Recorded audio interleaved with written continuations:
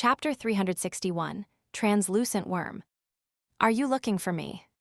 The moment the voice entered his ears, Derek froze. His skin tensed up, and his hair stood on end. Why is he behind me? Why is he in my room? What happened to the seal? What about the effects of the mystical items? His forehead dripped with cold sweat, and he subconsciously wanted to turn around to take a look. But his instincts stopped him from doing so.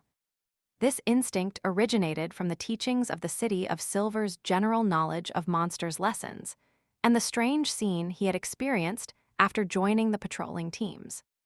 When someone is speaking behind you, don't turn around in a hurry.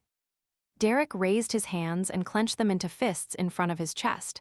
Then slowly, he turned around, bit by bit. The room was shrouded in darkness, making it impossible to see anything. However, there was a tint of golden light that was expanding in his two eyes, transforming into what seemed like two miniature suns. With his light suppliant powers, he saw a dark figure sitting quietly on the edge of his bed. The dark figure rapidly turned clear, revealing a head that had been split in half. In the middle of his head, two gray brains wriggled like they were alive, trying to get close to each other but being unable to do so. The thick, viscous liquid on the severed surface of his brain had turned into thin threads, but they were shrinking like maggots. Each eye that was on the two separate sides were distanced apart, and the nose bridge was separated from the middle. The color of the blood was bright and evident. The left side of his mouth was open, but the right side of his mouth was tightly shut. This terrifying monster was naked, and there were numerous dark red wounds on its body. The countless wounds had torn open savagely, revealing rows and rows of white teeth. They said the same sentence in quick succession, "Are you looking for me?"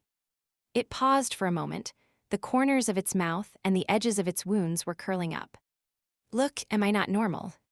Derek's pupils contracted, and without thinking, he placed his folded hands on his chest and raised them to his chin, as if in prayer. The small room suddenly became bright, and a pure beam of light, swirling with fire, fell from the roof and onto the monster's body. The beam was not as grand as the one used by Derek outside the spire. This was because of the seal here and the mystical item which left him isolated from the spire's exterior. But at that moment, Derek was stunned to see the holy light beam that he had prayed for was suddenly thickening. It was so bright that he couldn't help but close his eyes. A few moments later, something purer and thicker separated from the magnificent pillar of light. It was like a man made of light with no facial features and no clothes. The man of light suddenly coruscated and pounced on the monster. All the mouths on the monster suddenly opened, as if it was letting out a blood-curdling screech. Yet Derek heard nothing. The monster began to tremble violently and quickly disintegrated under the burning and illumination of the man of light, disappearing as if it were melting. Just as it was about to become transparent, a phantom wearing a black classical long robe and a pointed hat suddenly appeared.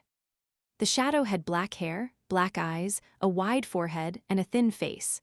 It wore a monocle carved from crystal. As soon as he appeared, the man of light exploded, and Derek's vision was filled with whiteness. When his eyesight was restored, he found himself outside the room, in the corridor with the metal lamp set in it, in the dim light of the setting sun. He tilted his head blankly and looked into the room. He saw a tall, muscular figure in dark trousers and a brown coat. In front of this figure was the bed which Derek had been sleeping in. Dawn-like rays of light condensed onto a white leg bone, turning it into a pure white, sharp sword.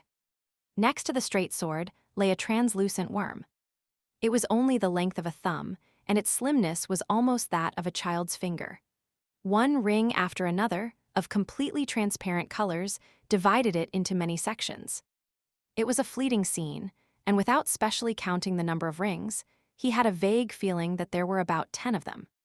The tall figure which had its back facing him reached out his hand to pick up the strange, translucent worm. As he turned around, he sighed. It was close. At that moment, Derek finally saw the face of the tall figure. His hair was grizzled, unkempt, and rather disheveled. He had deep wrinkles around his cheeks, but there were no wrinkles at the corners of his eyes. Some old scars that were either deep or twisted remained on his cheeks. He was dressed in a flaxen-colored shirt with a checkered leather belt around his waist, and his pale blue eyes were deep and weathered, like a book full of stories. For a moment, Derek was stunned, and then, as though he had been in danger all his life, he opened his mouth in pleasant surprise. "Your Excellency." In front of him was Chief of the City of Silver's 6-member council, a powerful demon hunter who was over 100 years old, Colin Iliad. Colin nodded slightly and said, "We always knew that he had a problem, but in order to find out what kind of ulterior motives the man named Ammon had, we intentionally didn't eliminate him directly, and we instead locked him at the bottom of the spire, sealed under the influence of mystical items, and we often let Beyonders, who only have symptoms of losing control, live next to him and talk to him. We wanted to see if we could induce some abnormal changes in him in order to learn the information we wanted to know. Unfortunately, he had been very normal until today, way too normal. Why do you think he suddenly mutated and attempted to break through the seal? Do you have any idea what makes you different from the others?" So it was purposely arranged for me to live next to the former exploratory team captain. After a few seconds of silence, Derek said, "Maybe it's because my Beyonder pathway is different from the others. Sequence 9 Bard, Sequence 8 Light Suppliant. In other words, the Sun pathway.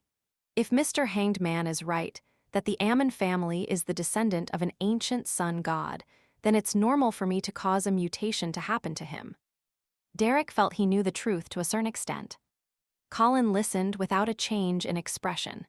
He sized up Derek for a few seconds before saying, "We were monitoring him. The members of the 6-member council took turns, but we didn't expect him to suddenly mutate. There were 0 warning signs, and his actions were very decisive and determined." "What were you doing in the room just now?" Derek, who was considering the relationship between the sun pathway and the ancient sun god, didn't instantly realize what the chief was asking about. When he realized it, his mind was still blank as he seriously recalled what he had done. "I didn't do anything. I just knocked on the wall and tried to talk to him. Before this, I was participating in the tarot gathering." The tarot gathering. Derek was suddenly stunned. He felt that things might not be as simple as he had imagined. He knew that he couldn't inform the chief of his thoughts, but he didn't know what kind of expression to make, so he could only maintain his lonely, reserved silence. He said thoughtfully, "I knocked on that wall 3 times. Before that, the candle in my room had extinguished, and there was complete darkness. I had tried to practice some of my Beyonder powers." Colin looked into Derek's eyes quietly and said after nearly 20 seconds, "Unfortunately, what Ammon left in his soul was not his original body. Moreover, this matter happened too suddenly, so we were unable to obtain the desired result." "Before his mutation, did you sense anything amiss?" "No," Derek shook his head with conviction. Colin's eyes suddenly flashed with 2 complex, dark green symbols, and he reflected Derek's body in them.